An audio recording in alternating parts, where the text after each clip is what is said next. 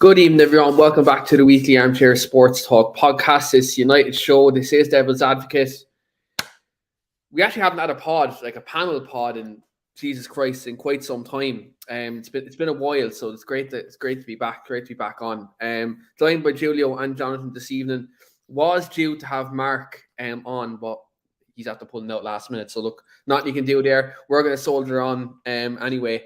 First of all, lads, haven't seen both of you in ages. What's the crack? What's going on? Yeah, I haven't seen you, Keane, since the Brighton game, the FA Cup semi-final. So it has been a while, yeah. Yeah, it's been ages, man. It's been absolutely crazy. And Julio, how are you? How's life? Smashing, mate. We actually signed a player in June, so as you can imagine, I am delighted. Well, technically, not unless it gets announced tomorrow. I'd say it'll probably be July 1st when we officially announce it. But look, going by Ornstein, Romano, all the top guns, it's done anyway. So look, that's a good thing. But look, first, Julio, come to you first anyway. Look, obviously, we've been crying out for a transfer in the last couple of weeks. I think, look, everyone's getting a bit frustrated seeing Liverpool get McAllister, Havertz going to Arsenal, Maddison going to Spurs. Obviously, Mason Mount's been linked probably since last 5 or 6 weeks. What do you make, first of all, of the signing? And, is it kind of a relief to get one over the line, I suppose, early-ish into the window? And I suppose, how excited are you by the signing, if you are excited? Yeah, I think, firstly, it's good to have the older band back together with you three. It's been quite often that we're on together. What I will say is that for a little while, it looked like the club was being very long-winded in saying we're signing no one this summer, so don't get your hopes up just yet. But I think it's good that we've got one almost over the line. The club haven't officially announced it yet. Who knows how long that will take. But it's good to have one over the line almost in time for pre-season, because as we've heard constant reports that Ten Hag wants his players in the business done early. And given the control we're hearing about Ten Hag in terms of recruitment of players, in identifying them, yet again, we're seeing another classic case of someone linked to Dutch football or Eredivisie in some way. Obviously, we know that Mount spent the season in Vitesse and like a lot of Chelsea youngsters, and Ten Hag actually wanted him during the time he was at Ajax. I wasn't too chuffed we were going in for Mason Mount originally, because I think a lot of us were expecting a Frenkie de Jong type of box-to-box midfielder coming in next to Bruno Fernandes. But given the fact that we've seen a lot of versatility with Fernandes in different roles, it will be interesting to see how this plays out, because this gives us, I think, a bit of tactical fluidity in that midfield.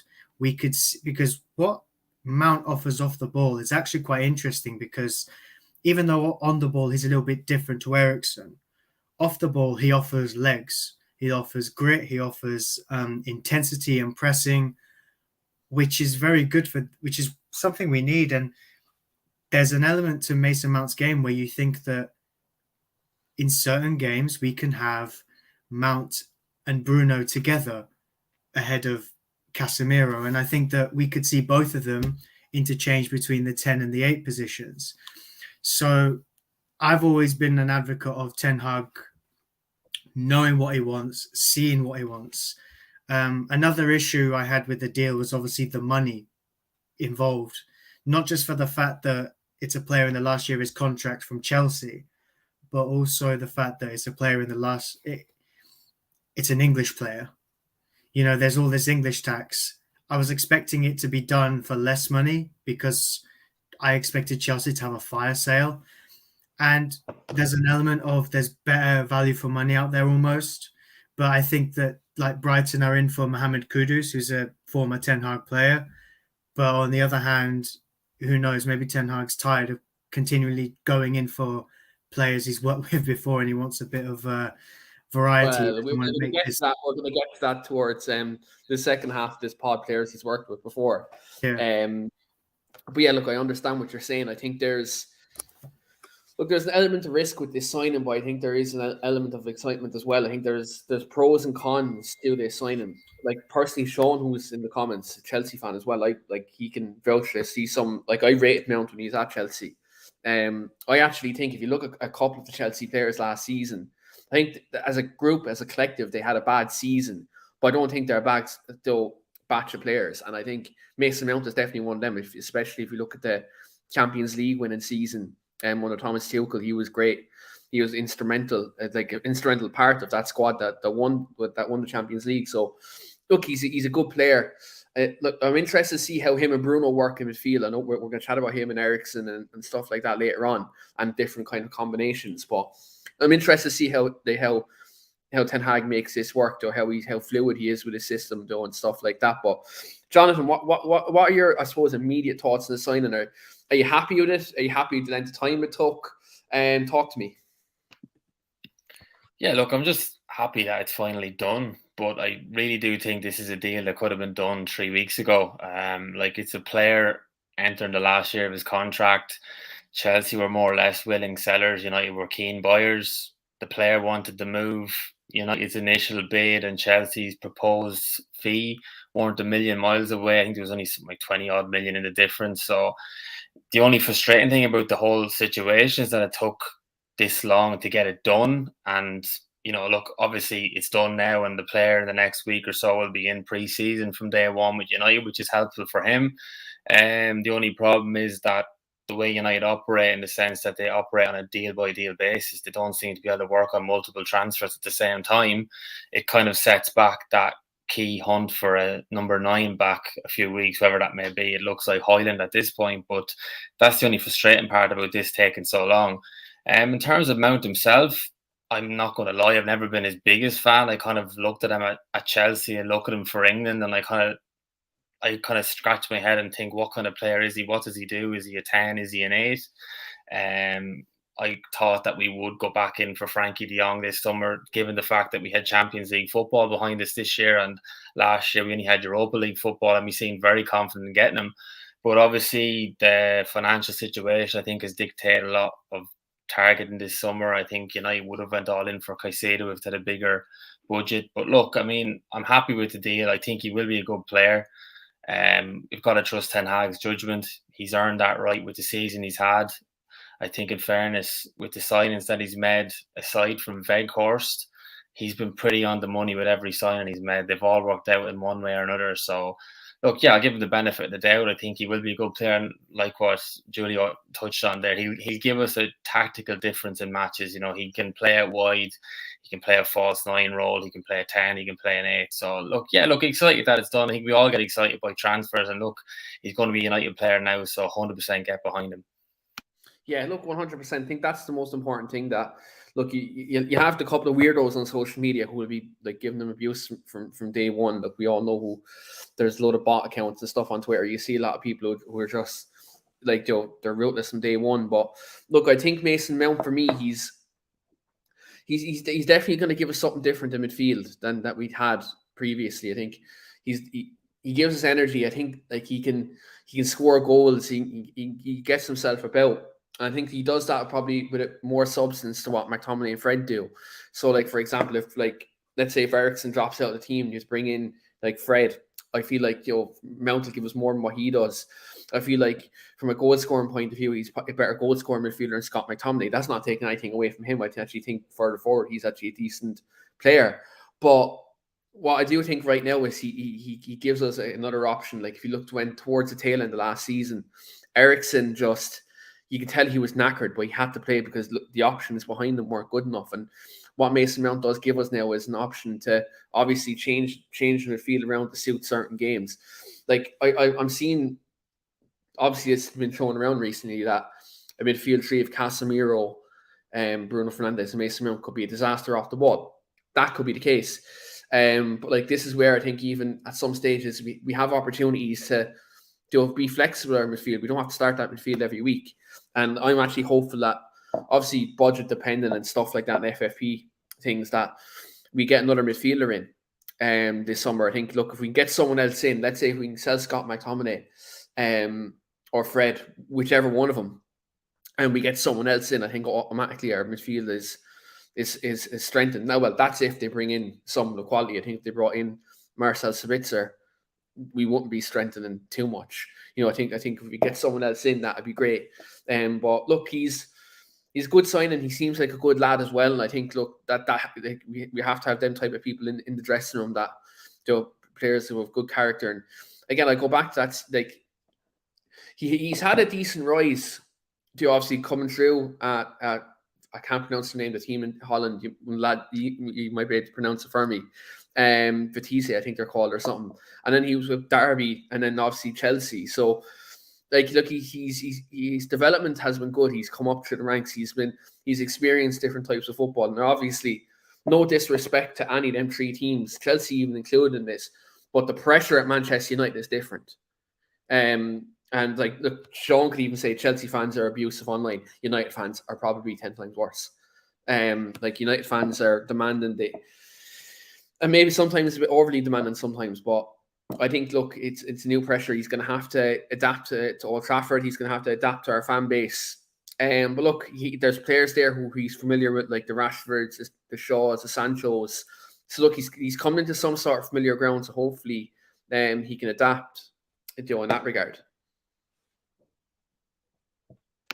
Yeah, 100%. Yeah, look, I mean, at the end of the day as well, Keane, you were talking about his development and stuff and the pressure. He's a Champions League winner at the end of the day. He's a Club World Cup winner. He's won more trophies than most of the players that are in that changing room at United at the moment. Do you know what I mean? So there's probably players in the United squad that could look to Mase Mount for a bit of inspiration and leadership. Like, he has got a hell of a lot of experience for a guy that's just 24 years of age. I actually thought he was a bit older. I couldn't believe it there a couple of weeks ago, and I actually found out he was still only 24, because he seems to be around at Chelsea for a long while now, since Frank Lampard's first spell in charge, and even before that he was on loan, like I said, at Vitesse and then at Derby County. So he seems to be on the road and playing football at a high level for quite a number of years now. So he's quite an experienced 24-year-old, and like you touched on as well, you can never have enough leadership in a change room, and that's something that United dressing room has lacked for far too long, is character. So aside from his footballing ability, I think his character alone could add a hell of a lot to that changing room. And I think that's what Ten Hag looks for, as well as footballing ability. You can see that this leadership and character is crucial for him as well.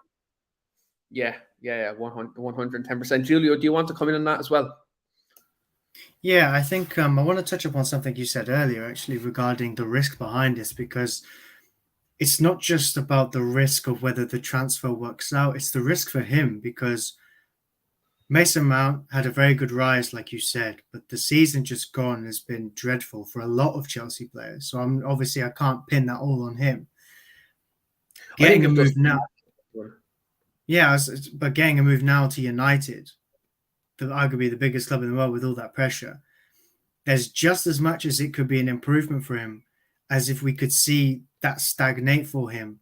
We've seen players like Dele Alli's probably the best example of a decline. I'm not saying that will happen, but for Mason Mount, for the season he's just had, we've seen him come off social media a little bit, because as you can imagine what Twitter is like, people in our fan base claim to be fans, and we've seen the way they are.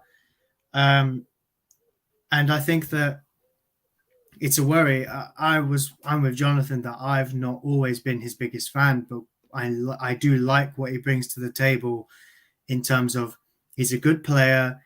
He's one of those, he's a good player. He does good in whatever position he plays, even if it's a bit out of position, he'll do the work. He's got that versatility about him. And I think obviously Ten Hag likes that a lot about him. So it'll be interesting to see. I mean, I was going into the summer, I was thinking, if we were given the FFP and what was happening with our finances, if we walked away with a quality striker, a quality goalkeeper, and a quality 8 midfielder originally, then I would be happy with that window, because that's what you need now before you can start selling players and then replacing them. Like, I think that's why the Kim Min-jae deal fell through.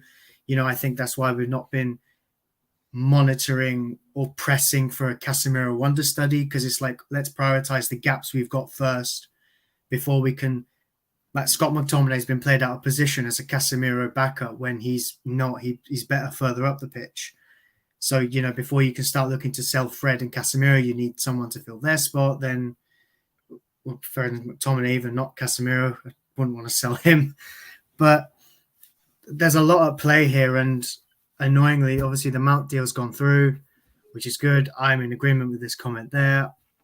I've already said I trust whoever Ten Hag signs, so it will be interesting to see how it fares for Mount. I think he'll do well, but I worry for what happens elsewhere in the window, and if we'll get based on the finances, if we'll get the adequate players needed.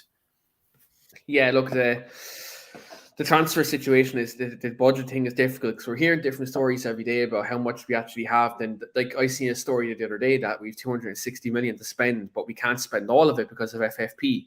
So it's like, it's weird. I think it's changing on the day, kind of where like what we have in the bank. I think what we have right now is actually a credit facility to spend. It actually isn't, cash. It's just the credit. It's like taking the company credit card out. That's what effectively what we're doing this summer. But look, hopefully with a couple of player sales, like if we can sell Dean Henderson, Scott McTominay, Harry Maguire, that would help massively in terms of towards FFP, especially the academy players. Even if you sell like Hannibal Medjugorje, that'll go a long way because obviously he's coming through the academy. That'll help towards FFP as well. So look, we'll see what happens with that one. But Jonathan, I want to come to you on the fit, I suppose, for like how he's going to fit into this team. Like, where do you think he lines up? Do you think it's in the 4-3-3 alongside Fernandes, Casemiro? Like, we've seen him play out wide as well. Where do you see Mason Mount's best position in this current United squad? Yeah, it's a strange one. Like if Ten Hag does play that 4-3-3 formation with Casemiro sitting, you'd imagine he'll play that Eriksen role that we've seen him play this season, that kind of 10/8, that kind of, well, in Eriksen's case, tries to get up and down the field but can't anymore. He hasn't got the legs. Like when he first started out, Mason Mount was an absolute number 10. Saw him at Derby, and then that first season at Chelsea under Frank Lampard, he was just an out-and-out 10. But I think, in fairness to him, under Tuchel and that the last couple of seasons, you've seen him adapt more from that 10 role to a more kind of 8/ kind of winger role. So I think you might see him adopting that same sort of role at United. I think you look last year, why we chased De Jong for so long was that Ten Hag wanted that ball carrying midfielder, that dribbling midfielder that could take the ball from deep and bring it up the field, take the pressure up the field. And I think that's the role you're going to see Mount play under Ten Hag. Now, he might not play that role exclusively. I think there's going to be games where we see them play the 4-2-3-1. And you could see Mount play further up the field. Maybe not necessarily in that 10 position, but you could see him playing on the left, cutting in on the right. I think he's equally adept playing on the right. It'll be interesting to see how he uses him, but I do think he's going to play that Eriksen role because as effective as Eriksen was up until the World Cup last year, I think we really saw a drastic drop off on him in the second half of the season. And I thought when he came back from his injury, that he would be fresh and like lively in the last few games, but he was very poor. He was barely lasting 50 minutes in games, so that would have been a concern for Ten Hag. So the likes of Mount now will take massive pressure, I think, off Eriksen. If you have a player like Eriksen coming off the bench, then in the last 20 minutes of games, it makes a massive difference to how a manager can plan for certain fixtures. Yeah, definitely. Look, I think if you have Eriksen coming off the bench against a team where let's say we're struggling to break them down, and then all of a sudden Christian Eriksen comes on 20 minutes to go, like it gives us an extra dimension, to break a team down. I think especially look, one thing I like about Mount is he does shoot from long range. I think that's one thing that can help us as well. I think his goal scoring can definitely help. I think, look, the big thing about this for me is Ten Hag can't be naive with how he uses Mount either, though, because I think one thing we've seen last season, especially in big games away from home, he was playing Eriksen and Fernandes as a two in midfield and even Casemiro on his own. I think obviously in the bigger games, we need to be a bit more pragmatic in midfield. I know Mount can be that ball carrying midfielder, but if we're going away to Anfield or the Etihad, this is why exactly I want us to sign another midfielder who's probably a bit more defensively minded. So obviously we can be flexible with our system. I think if we're going away to the Etihad with Casemiro, Fred, and let's say Mount or Fernandes, it's all right, but it's not going to, if we're on about progressing next season, this season, I think the massive thing about this is having the depth in midfield and strength in depth. Now, look, the budget I think is very limited right now, though. I think that's the only thing we have here. I think we have to get the priority signings first. Look, I think goalkeeper and striker are going to be the two next signings. Look, I know we're going to talk about Onana in a few minutes, but I do think, look, we need to get them priority signings over the line and then get the sales done. And then, look, try get another midfielder in it. I don't think, like, people are talking about centre-back. I don't think centre-back is a necessity this season. I'll tell you why. Like, if we can keep Varane and Martinez fit, Lindelof is a very good backup for Varane, and he can play Luke Shaw as centre-back if needed. You know, and Luke Shaw proved to be one of the best defenders in the league overall last season, not just at left back, but when he played a centre back, he was exceptional as well. So I think you can leave centre back alone. I think we're stacked at full back, and especially at left back. I think Malacia and Shaw gives two different dynamics as full backs. I think for this season we could probably make do with Wan-Bissaka and Dalot. Even look, Ethan Laird is actually technically still at the club as well, depending on what they want to do with him. It's an option. I think, look, he's another academy player. We could sell him and make money as well, you know, obviously help us towards the FFP thing as well. So, like, look, I think there's certain positions that need filling. I think, look, Mount, we needed number 8 anyway. Now, there's different styles, number 8s out there who do different types of things. But I think, look, he's a progressive player. He's a good player. And I just hope it works out, because I just know people are going to scrutinise every little thing he does. Look, it's the fact he's English. It's mad. Manchester United are an English club, based in England, based in Manchester, and our English players get more abuse than anybody else. It's the strangest dynamic online. I don't know what it is. Like, English players are specifically targeted. I don't know what it is, but like, it's absolutely nuts. But Julio, what would be your preferred pairing? If we're looking at all our options right now, like Jonathan said, maybe him beside Bruno. What about a dynamic of him and Christian Eriksen in the midfield? It's a very good option to. The thing is, adding Mason Mount actually does, like we've all touched upon, offer something different. For example, there are games where you could potentially say to Bruno, "Listen, do you mind sitting out this one? It's only Charlton away in the cup." You know, it's not, but Bruno Fernandes is bulletproof, and as I've touched upon multiple times on this channel, he doesn't not play when he's available. Now, long term, you can be fearful for that, but it's great to have now. Now, obviously, given the fact that Bruno offers so much going forward, my preference would have been to sign a Frenkie de Jong or even a Declan Rice to partner him in that midfield. Obviously, Rice has gone to Arsenal for a buttload of cash. Frenkie de Jong, we're not going in for him, even if we did have money. I think with all the things going on at Barcelona and how many of us are ready to get hurt again like last summer. But realistically, I think that we will see Bruno and Casemiro, and then we will see rotations, a lot of rotation or even utilization between Mount, Eriksen, and potentially one of Fred or McTominay, because there are rumours coming out now this evening that now the Mount is signed, someone might be going. Like, for example, Fred to Fulham. I don't think we'll get anywhere near that much because he's in the final year of his contract, and I think he's 29. Even though he's had his deal extended already by a year, I think that automatic 1 year extension has already been activated.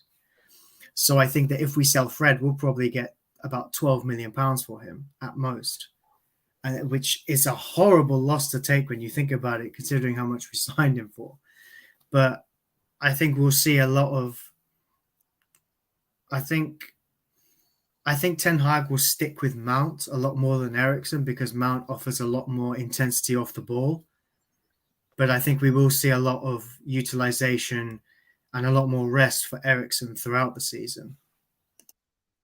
Yeah, look, I think it's the options he has are very good, and I think he can be very flexible with the system. Like, even let's say if we get 2 number 9s, he could play a diamond, in midfield if he wanted to.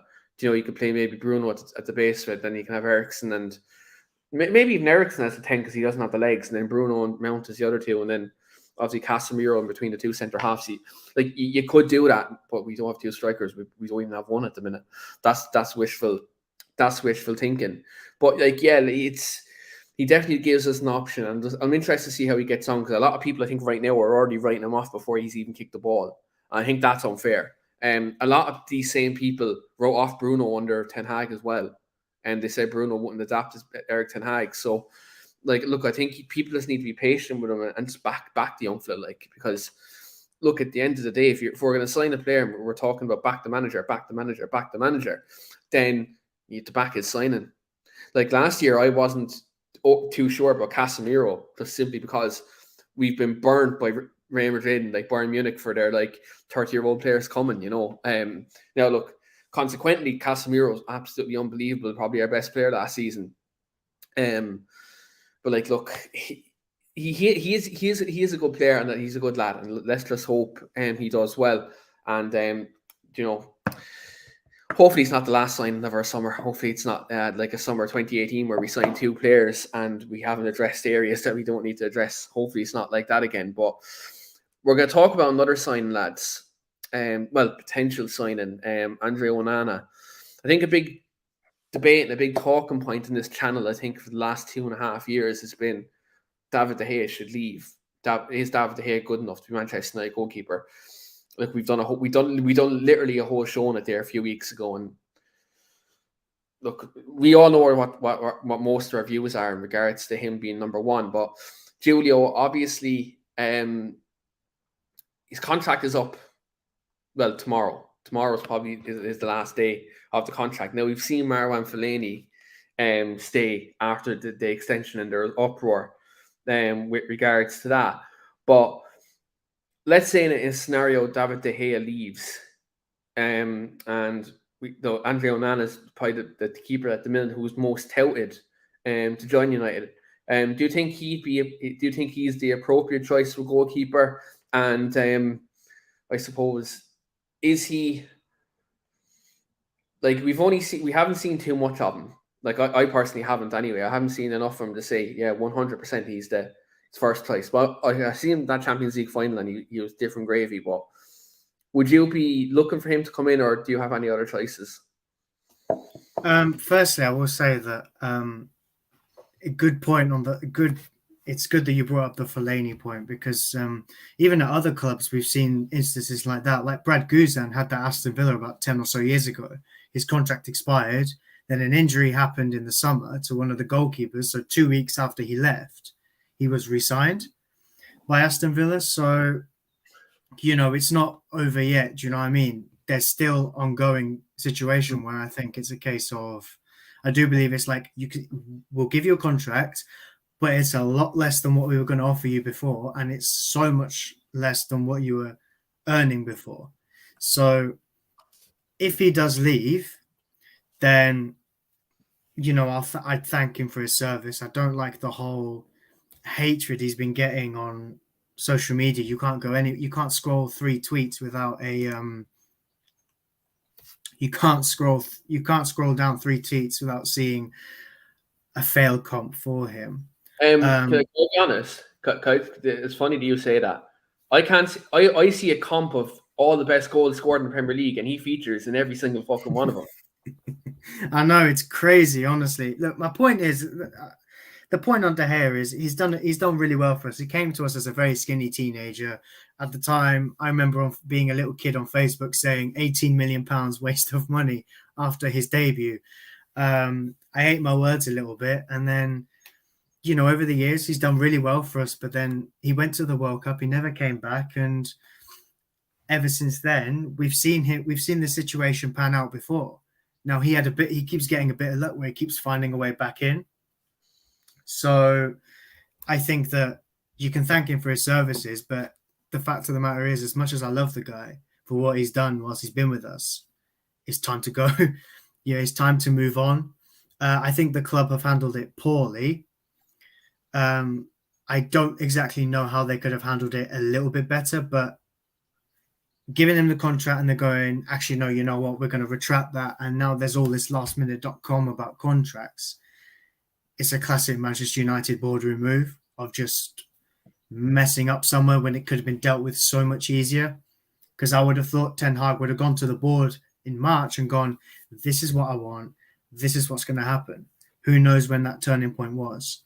Now, moving to the Onana situation, from what I know of him, we've all heard the controversy from his Ajax days, where I think that he was banned for doping for something. I think he tried to claim it's his wife. What's his fault? He took his wife's pills, didn't he, by accident or something? Yeah, allegedly. That's what he's claiming. Do you know what I mean? I don't know anything about that, how that's going down. I remember Mamadou Sakho saying the same thing in 2016 when he was in the form of his life for Jurgen Klopp. So who knows? But I think that Onana, a lot of goalkeepers, it seems, would be an upgrade on De Gea because, do you know what I mean? It's almost like everyone's looking for he's better than De Gea because De Gea hasn't got what he's got, which is ability on the ball. However, my biggest worry with Onana is some of his ball playing is nuts to the point where whilst we almost laugh a bit at Neuer and Ederson playing midfield, Onana has that kind of mistake in him where I can see him trying to nutmeg Haaland in the derby, completely failing, and then Haaland scores a 40-yarder. Do you know what I mean? He's got a bit of that risk with it in him. So get your pacemakers ready, guys. That's all I'll suggest. But listen, given that he's worked with Ten Hag before, and I don't believe the fallout was with Ten Hag, it was more with the Ajax board. I think that if Ten Hag trusts this guy and he knows what he's all about, then you could argue that there's more. It's arguably that it's less of a risk than Diogo Costa or even David Raya. Now, the reason I bring up Raya is because I don't know what's happening with him, but I believe Brentford are asking for big money even in the final year of his contract. So that's a deal I wouldn't even touch unless it's late parts of the window and they're trying to ship him off because they've effectively, I think, already replaced him this summer. And then you got Diogo Costa, who people are raving about. It's almost similar to the Ederson transfer at City, where a goalkeeper, up and coming, modern goalkeeper from the Portuguese league. I haven't watched enough about him. All I've seen is clips on YouTube, but clips on YouTube, I've always said, like Damien Duff, as good as a player as he was. Whoa. Don't even go there. Hang on. Let me finish. As good as a player he was, the highlight reels would tell you he was the greatest player of all time. He was a good player, but my point is, highlight reels, you know, I could make the same case about other players like Shane Long, for example. So who knows? The point is, what's this thinking of all the Irish players here today? What's going on with that? Because You're a brave man, Julio. I accidentally keep stepping on Keane's toes about this kind of thing, so I thought I might as well put it in the open. Next minute, you're saying Evan Ferguson is shit now as well. No, you know I back Evan Ferguson. You know I want him in the theatre of dreams. But fact of the matter is, I think Onana's probably the he's obviously the favourite right now, and I think for the kind of money Inter are asking for, because Inter are always in some kind of debt, so I think value for money wise, you could be getting a good deal there. It just depends whether the club can actually do that, or if we're going to see, I think what Ed Woodward did with Fred was he got asked, I think 30, 40 million maybe, but he just slapped 50 million on the table and Shakhtar accepted. So I hope we don't see some kind of ridiculous overpayment like that. Yeah, look, hopefully thank fuck Ed Woodward's not negotiating transfers anymore. That man isn't seeing heaven. I'm telling you that now, he isn't. Ed Woodward is not. Him and Matt Judge are not seeing heaven. That's the nicest thing I can say about the two of them lads.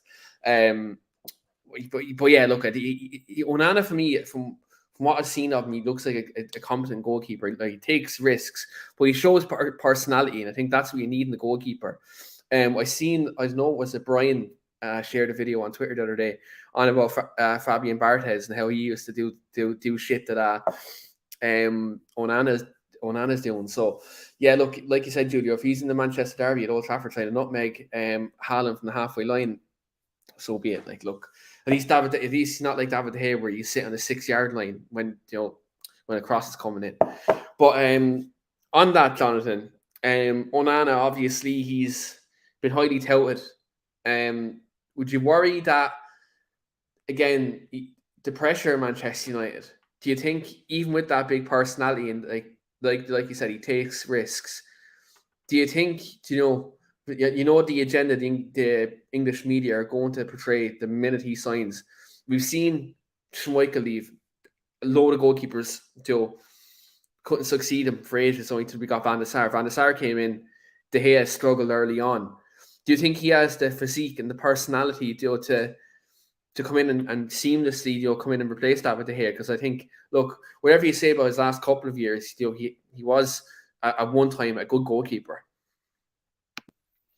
Yeah, we touched on earlier on, didn't we, with the extra pressure on Manchester United players in general, and I think that ramps up another couple of degrees when you're talking about Manchester United goalkeepers. I mean, you look at the gap there between Schmeichel and when we eventually got Van der Sar, we had some absolute awful goalkeepers in between that period. But the English media will target United players anyway, but the goalies always get it a little bit extra hard. I mean, I remember when De Gea first signed and he was skinny and gangly.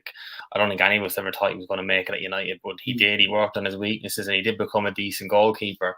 But I think, I don't know enough about Onana as a player. I don't watch a lot of him, but he looks like a kind of a cocky, arrogant kind of goalkeeper. He makes his decisions, and look, if it ends up in a mistake, it's that whole risk-reward balance, and if you're going to play that way that Ten Hag wants to play, with a sweeper keeper, a keeper that can play out from the back, there's going to be instances where he's going to make mistakes, and he has to be strong enough to deal with that. I mean, you see Ederson and Alisson are probably two of the best goalkeepers in the world at doing it. They're 90% of the time they're on the money, but they do have some clangers in there as well. Like Ederson was caught early in the Manchester derby this season, and Rashford rounded him, and he just narrowed the angle a little bit too much. But other than that, Rashford would have scored, and it would have been all over the headlines of the clanger that Ederson made. But look, that's just part of the whole risk-reward mentality when you're playing with a goalkeeper out from the back. So I think he looks physically big enough to play in the Premier League. I don't know how tall he is, but certainly physically he looks up to it.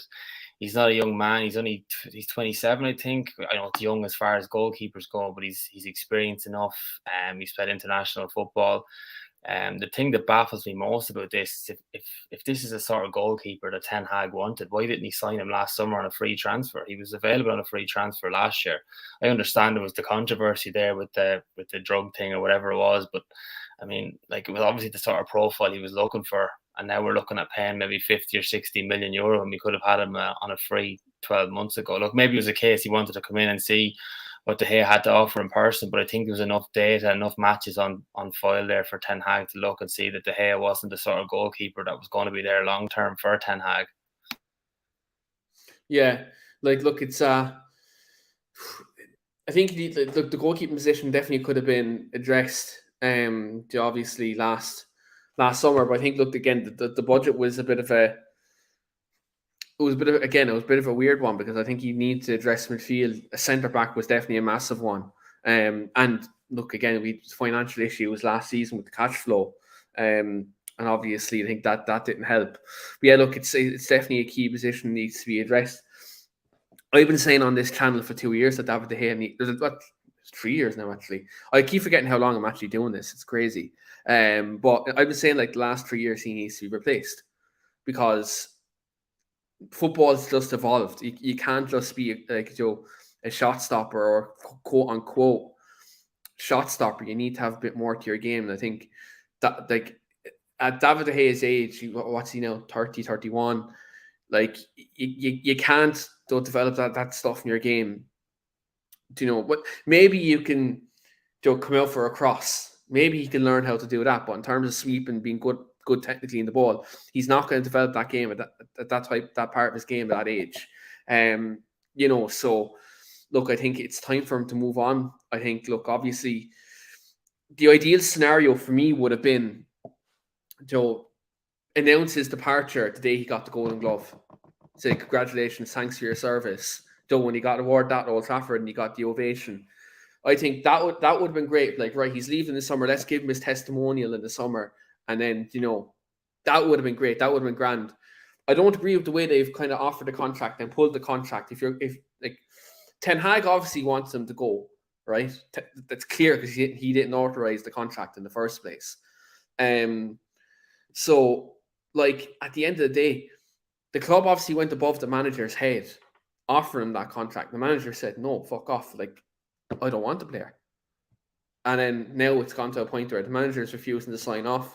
Tom Heaton is obviously, today a report came out saying that Tom Heaton is going to, like, had an offer to go to Luton as Luton's number one. United said no. So obviously, if United are saying no to number two, we'll say technically last season he was our number three because he was out injured and then we got Butland.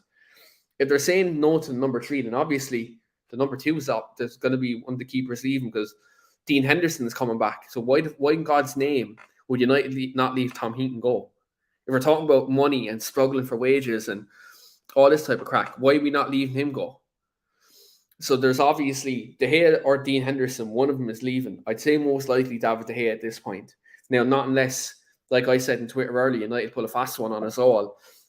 And on the day his contract is dead, contract is done, and they announce their renewal. But Julio, you wanted to come in on something there regards to David De Gea. Yeah, I did. It was actually regarding the boardroom situation, because I think that when you look at, I genuinely think that what we're hearing regarding transfer budget, it could be a case where John Murtaugh's upstairs, like with one arm tied behind his back, going, how are we going to allocate this money? Because we need 3 players to come in immediately before we can start selling players and then replacing them. So it could be a scenario where they were contemplating keeping De Gea because, like, we won't have the money for a goalkeeper. If we bring a midfielder and a striker, we'll be fine. So what I'm saying is that there could be a case where they don't know what they're doing. That's why everything's taking so long. They don't know whether they're coming or they're going because they don't know what money they can use. And that's not even considering what's going on with the takeover situation. We all know that Richard Arnold and John Murtaugh and Darren Fletcher would have preferred some kind of clarity to have already been done by now, so they know what to work with. So, I just simply wanted to come in with the fact that we could be seeing a lot of incompetence this summer. I don't think it will end there, because it could be a case where they're thinking, how do we allocate this apparent budget of somewhere in the region of 100 and 150 million pounds? 60, including add-ons, has just gone to Mason Mount. We've opened up 5 including the 5 million add-ons, and that 5 million I just seen there is dependent on if United win a trophy. So, like, who knows? That extra 5 million becomes worth it if that's the case. Yeah, exactly. Like, obviously, if we're going to go in for Onana, then the sales of the likes of Dean Henderson would be good. The Tom Heaton thing, I think, came about because I think Ten Hag was going, you're literally the only goalkeeper I have right now. Henderson's out the door. De Gea is literally 1 foot out the door now. So you're all I've got right now. For 1st of July, when preseason starts, you're all I've got. So I need you around right now, because there's a scenario where I only bring in 1 goalkeeper. So there's a lot going on probably behind the scenes that even we don't know about, and a lot of frailties that we could blame the board for. We could end up blaming the Glazers for. Who knows? So, I mean, the FFP as well. On that goalkeepers, you made a great point. Like Tom Heaton right now, because Henderson's actually still injured, and Dean Henderson is still injured. He arrived at Carrington today as part of his recovery. Same with Lisandro Martinez as well. Like, both of them arrived at Carrington to continue their recovery. So the goalkeeping situation is an interesting one, because there's so many different scenarios. De Gea goes, Henderson, like, let's say if we don't have the funds, and let's say for all intents and purposes, Ten Hag might turn around and say, I need that number 9. Right? Let's say he turns around and says, fuck it, I need number 9. Henderson could stay with Tom Heaton as number 1, number 2. Then you have a scenario where you buy Onana, and then all of a sudden we're reliant on player sales to get the striker. And then we've probably the worst scenario, with all due respect again, is David De Gea staying. And then, look, we've seen the mistakes he's made. He's not going to get better at his age. I think that's the probably worst case scenario. So, look, it's a strange one and it's a tough one. And again, it's mad. We have the money, we have the credit facility there, but because of the financial fair play restrictions, we need a couple of players sold before we can spend all of our budget, which is it's crazy, but I'm not clued up in this financial world to fully explain it. But it's just I've never seen a club be so awkward in the market. Like I look at Chelsea right now, and I'm looking at what they're doing, selling all these players, selling the academy graduates, and then being able to spend the money. And whatever people say about Todd Bowley, he's after working away around the market, and he is a shrewd businessman. And look, when a new owner comes in, there's always a lot of movement within the club. They want to put in their own structure, their own manager. I personally disagree with them sacking Tuchel. But now Pochettino's come in, they're going to put a structure around him. They're going to do well. But look, I think we just have to rely on these player sales and hope they go well. But when's the last time, apart from Daniel James a couple of years ago, when's the last time we actually sold a player for a decent fee? Like Daley Blind, Chris Smalling, but by minimal amounts of money. I'm talking a couple of million here and there, I think, just off the top of my head. Yeah. So not great. I think the constant failures that we've had over the last few years, and then the Glazers going, right, well, we'll spend big money to get back in the Champions League. A lot of that has hurt. And they're short. Do you know what they do with that, Julio, as well? They're short-term signings to get us back into the Champions League as well. So we'll have to reinvest again. And that's not even considering the fact that we'll get a manager, we've signed his players, within 2 years, the manager's gone, and then a further year or two after, the players are gone afterwards. Like, how many times, like Louis van Gaal signed his players in his second transfer window, Schweinsteiger, Schneiderlin, Memphis Depay. Within a year and a half of them signing, they were gone. Jose Mourinho left. Within 6 months of him going, Lukaku and Sanchez were out the door. That's just examples quickly in my head. Mkhitaryan left a year and a half after he joined. So there's been a lot of flops and a lot of players that have gone. Di Maria left a year at about 15, 20 million pound loss. So we can talk about the short-term fixes, but then the players we've signed for long-term success, we've seen leave almost immediately. So, and a lot of them look back on that year and a half, they'll be like, I didn't do as well as I want. Schneiderlin, Memphis, all coming out saying I didn't do as well as I'd want there. You could put the United pressure on that. You could put on the manager changes, all sorts. Some remember it fondly, some don't, with the experience of being at Old Trafford. The fact of the matter is, there's been a lot of hurting, a lot of incompetence in the last 10 years, and it's really biting us in the ass right now. Yeah, look, the way this club has been run in terms of transfers, it's finally bit isn't worse. And especially like we've had years outside of the Champions League, we've had years where we haven't won the Premier League. And effectively, I've been saying this for forever. Eventually, as big as we are, it catches up. Now, luckily, fingers crossed, the sale does go through this summer. Now it's increasingly looking like it's going to be Qatar. Now, whatever your feelings are about that, look, we have a whole show to discuss that when that situation happens. But we just need this. We need the sale to happen, and then get the debt cleared. I think the debt and the transfer debt that we have, overall, it's killing us right now. And if we can have a debt-free Man United, no matter who the owner is, we can operate a lot more swiftly. And look, whoever the new owner is, hopefully we get football and people in these different areas of the club, and then we can operate like a proper football club. Like, I hate mentioning them because number one, they're a shit club. Well, not the shit club. They're brilliant. They're a brilliant football team, but like they have no support and everything they do is hollow. But Manchester City, you look at the way they run across the road. You mean Wigan Athletic with a lot of money? Yeah, well, yeah. Well, if you look at the way they're run in terms, you look what they had in place before Pep Guardiola even came to the club.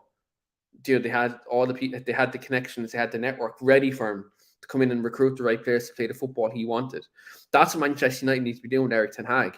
Obviously, we have owners in place who don't give a shit, and that's not something we can control right now until whoever takes over as Ratcliffe, Qatar, or whoever they could be a last minute bidder, who knows. But we do need that. And I think, look, it's whatever we say about managers we've had, players we've had, ultimately the people who are responsible for this mess that's happened in the last 10 years is the Glazers. And you have rival fans saying, but the Glazers spent 1 billion, but they've also taken 1.5 out. They've also haven't updated the training ground. They also haven't updated the stadium. The women's team had to drive 10 minutes away from the training ground to go fucking toilet. Do you know what I mean? And then you have Avram and Joe Glazer coming over to the women's FA Cup final and spending 250 grand on the club's books, by the way, on a fucking private jet. So they are scumbags of the highest order. And the sooner they leave my football club, the better. They're absolute scum of the earth. Can't stand them. And it's funny now, there's anti-Glazer legislation out there right now. So no clubs can do leverage buyouts anymore. And they can't do what the Glazers done. It's funny, the FA and the Premier League acted 20 years too late on that one. But that's all I'll say about that. But final one before we wrap up, lads. Transfer fee on Mason Mount. I'm going to get you both to make a prediction right now. Will he be good value for money at the end of the season? When we wrap up and we do a season review at the end, when we talk about the transfers we made this summer, do you ultimately turn around and think the conversation we're going to have, are we going to say Mason Mount was worth every penny? Jonathan, I'll come to you first. Well, when I first heard we were officially properly linked with him and it became obvious he was a target, I was saying to friends that I wouldn't be paying more than 40 million for a player like that with less than a year left on his contract. But I also am naive. Like, I mean, I understand the way the transfer window works. We're not living in a world of 10 years ago now where fees are reasonable. I mean, if you buy a player, if you're a top level football club and you're buying a player for less than 20 or 25 million pounds these days, you're doing really, really well. So in the grander scheme of things, for an English player with an English tax, he's only 24. He has almost 40 England caps to his name. He's won a Champions League. I think he's won a Club World Cup as well with Chelsea. For 55 million quid, I think it's decent enough business in this day and age. You know, like, time will tell. But when you look at the fee that Declan Rice is going for, I think it could rise to 105, 110 million. Declan Rice only has 2 years left on his contract. So, I mean, that's an awful lot of money for him as well. Like, if he had stayed loyal to Ireland, like, Arsenal probably would have been paying about 45, 50 million max for him. Yeah. So I do think, in fairness, this time next year we'll be looking back at the season. I think we'll say that Mason Mount was a decent bit of business. Yeah. Do you agree, Julio?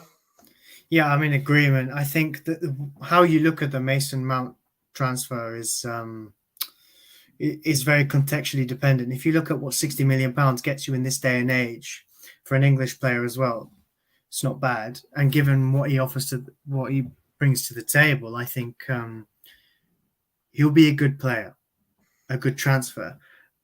My issue with it is the context behind the transfer. It was a player who wanted to leave.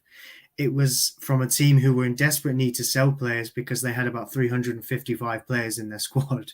And then it was a player in the last year of his contract.